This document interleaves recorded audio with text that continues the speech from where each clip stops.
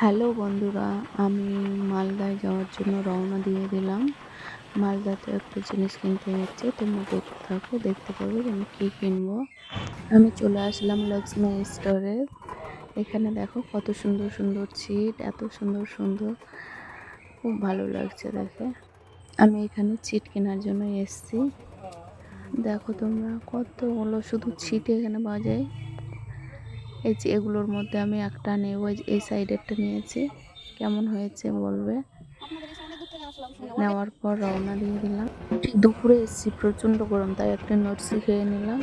নিচে বানাচ্ছে, আমার নটসি রেডি। আমার আবার ভাজা পোড়ার দিকে নজর বেশি, তাই আবার সিঙ্গারা আর কচুরি খেয়ে নিলাম।